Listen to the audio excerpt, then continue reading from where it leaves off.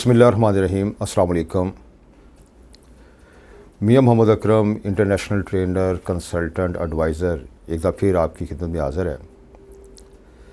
नाज़रीन इकराम, आज जो हम टॉपिक डिस्कस करने जा रहे हैं नहायत ही अहमियत का हामिल है। मेरे ऐसे स्टूडेंट्स, मेरे ऐसे दोस्त, मेरे ऐसे भाई जो कि निबोश में अपीयर होने जा रहे हैं,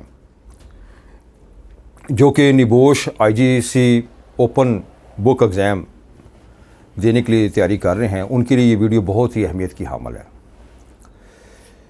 देखिए कि निबोश जो है national examination board of safety and health, इसने पिछले चंद सालों से जो ओपन बुक एग्ज़ाम स्टार्ट किया है, जिसका टाइम 24 आवर्स होता है, लोग इसको बहुत इजी ले जाते हैं और इससे जो वो इसको इजी लेते हैं तो रेफ़र हो जाते हैं। देखें, एग्ज़ाम उसको अटैम्प्ट, उसके जो क्वेश्चंस हैं 8 से 10 क्वेश्चंस होते हैं तकरीबन, उसको अटैम्प्ट करने की भी टेक्निक्स हैं। अमूमन लोग ये समझते हैं कि ओपन बुक एग्ज़ाम है, कोई वेबसाइट देख लेंगे, कोई बुक से देख लेंगे, RRC बुक है हमारे पास, चलें हम इसको मिलजुल के देख कर कुछ 4-5 दोस्त इकट्ठे मिलकर बैठते हैं और उस एग्ज़ाम को अटैम्प्ट करते हैं, क्वेश्चन को अटैम्प्ट करते हैं। लेकिन अनफॉर्चुनेटली क्या होता है कि वही जो 4-5 दोस्त इकट्ठे होकर बैठ के इसको अटैम्प्ट करते हैं, वो प्लेजरिज्म का शिकार हो जाते हैं। अब प्लेजरिज्म का शिकार होना जो है वो नहायत ही ख़तरनाक है। इसके ऊपर आप 5 साल के लिए बैन भी लग सकता है।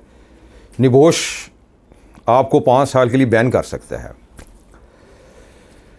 तो मेरी ये रिक्वेस्ट है, मेरे जो अज़ीज़ स्टूडेंट्स हैं, जो मेरे ऐसे भाई जो अपीयर होने जा रहे हैं, कि निबोश की तैयारी करने में आपको अपनी सेल्फ़ एफ़र्ट करनी होगी।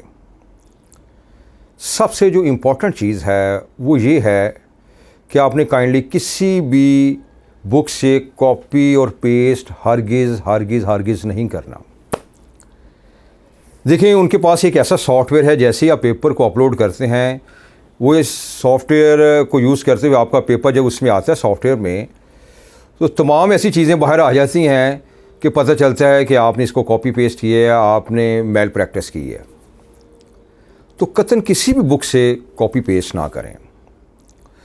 दूसरा मेरी ये रिक्वेस्ट है कि जब आप कोई भी क्वेश्चन करते हैं, भले आप किसी वेबसाइट से आप उसको देख रहे हैं, बुक से देख रहे हैं, नोट से देख रहे हैं, तो उस वेबसाइट का रेफरेंस काइंडली लाजमी लिखिए। इससे निबोश ये समझेगा कि आपने जो भी चीज़ लिखी है वो बग़ैर रेफरेंस के नहीं लिखी। जैसे RRC की बुक है आप उसका रेफरेंस दे सकते हैं। हमारे जो ओशा के स्टैंडर्ड्स हैं, आप अगर उससे आपने किसी चीज़ से हेल्प ली है तो आप उसकी वेबसाइट का रेफरेंस दे सकते हैं।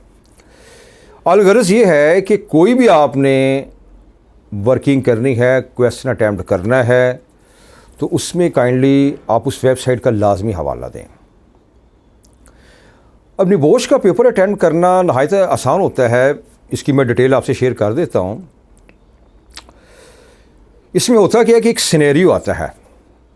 सिनेरियो ऐसे ही है जैसे एक कहानी है। उस कहानी में अब मैं आपको बता देता हूँ कि तकरीबन ऐसी ही स्टोरी हर दफ़ा होती है।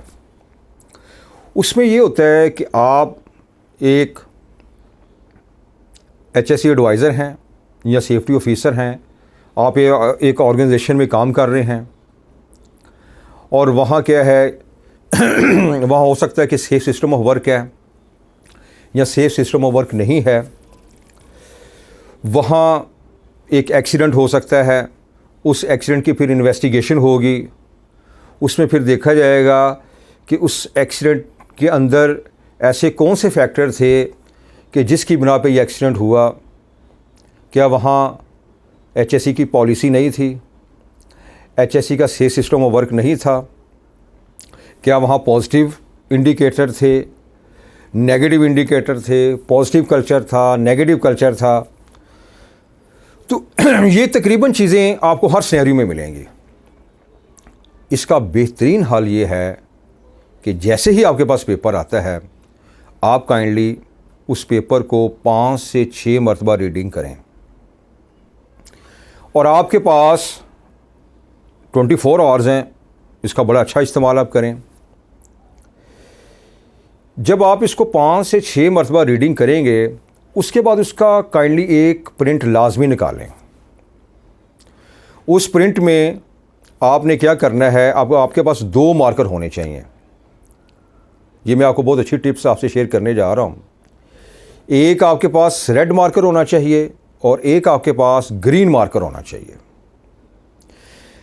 जहाँ कहीं भी आप ये देख रहे हैं कि नेगेटिव कल्चर है, नेगेटिव इंडिकेटर्स हैं, उसको आप रेड मार्क करते जाएं प्लीज़। और जहाँ आप देखते हैं कि एक अच्छा कल्चर नज़र आ रहा है, उस सिनेरियो में पॉजिटिविटी नज़र आ रही है, तो उसको काइंडली आप ग्रीन मार्कर के साथ मार्कअप करते जाएं। इसका आपको फ़ायदा ये होगा कि जब आप क्वेश्चन देखेंगे तो आपको बड़ा अच्छा अंदाज़ा हो जाएगा कि नेगेटिव इंडिकेटर्स कौन से हैं और पॉजिटिव इंडिकेटर कौन से हैं। वो आपको क्वेश्चन अटैम्प्ट करने में बहुत आसानी होगी। और ये मैं आपको बताता हूँ कि HSE policy, positive indicator, negative indicator, contractor management, HSE policy, HSE audit, ये ऐसे क्वेश्चंस हैं जो कि बार बार रिपीट निबोश करता है। तो मेरी काइंडली आपसे रिक्वेस्ट है कि आप जब RRC की बुक की रीडिंग करते हैं तो ये जो सिनेरियो है इसको उसके मुताबिक अटैम्प्ट करने की कोशिश करें, इसकी प्रैक्टिस करें। पहले आप इन राइटिंग प्रैक्टिस करें आप। और जब आप ये देखेंगे कि आप एक क्वेश्चन की अच्छी प्रैक्टिस कर लेते हैं, जैसे फ़र्ज़ करें कॉन्ट्रैक्टर मैनेजमेंट का क्वेश्चन आ जाता है कि जब मैं आपको एक एग्जांपल दे रहा हूँ कि जब हम किसी कॉन्ट्रैक्टर की सिलेक्शन करते हैं तो उसके अंदर क्या क्या चीज़ें होनी चाहिए, उसके रिक्वायरमेंट में क्या क्या हैं, उसकी पॉलिसी होनी चाहिए, उसका सेफ सिस्टम ऑफ वर्क होना चाहिए, उसके जो पिछले इंसिडेंट एक्सीडेंट की जो स्टैटिस्टिक्स हैं वो आपने देखनी है कि उसमें उसका पुराना रिकॉर्ड क्या है। तो फिर हम उस कॉन्ट्रैक्टर को अपना जो है वो प्रोजेक्ट उसको हैंड ओवर करते हैं। So and so on. ये मैंने आपको एक एग्जांपल बताई है। इस तरह HSE ऑडिट के ऊपर भी क्वेश्चन पूछा जाता है। तो निबोश जो है, इसका जो IG1 का पेपर है, इसमें मोस्टली जो लोग हैं वो इसको ईजी लेते हुए प्लेजरिज्म का भी शिकार हो जाते हैं। तो प्लेजरिज्म का शिकार आपने नहीं होना। पहली बात तो ये है कि हर क्वेश्चन को उसके सिनेरियो के मुताबिक प्लीज़ अटैम्प्ट करने की कोशिश करें। उसमें आप इसको बहुत ईजी लेते हुए आप इसको करें, उसमें कोई ऐसी टेंशन वाली बात नहीं है। आपके पास 24 घंटे हैं। अगर आप इसमें, मैं ये समझता हूँ कि 7-8 घंटों में ये पेपर अटैम्प्ट हो जाता है अगर आपने पहले अच्छी प्रैक्टिस की हुई है। रेपिटिशन नहीं आपने किसी चीज़ की करनी, किसी वर्ड्स की रेपिटिशन ना करें, वर्ड्स का ख़ास ख्याल रखें। और मैं बार बार आपसे रिक्वेस्ट मेरी है कि कॉपी पेस्ट प्लीज़ नहीं करनी आपने।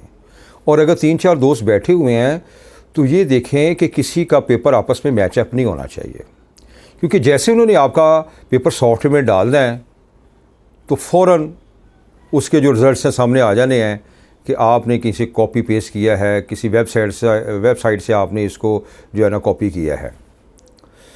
तो ये चंद ऐसी गुजारिशात थी जो मेरे ऐसे भाई, जो मेरे ऐसे दोस्त निबोश में अपीयर होने जा रहे हैं, वो प्लीज़ इन इंस्ट्रक्शंस को फॉलो करें।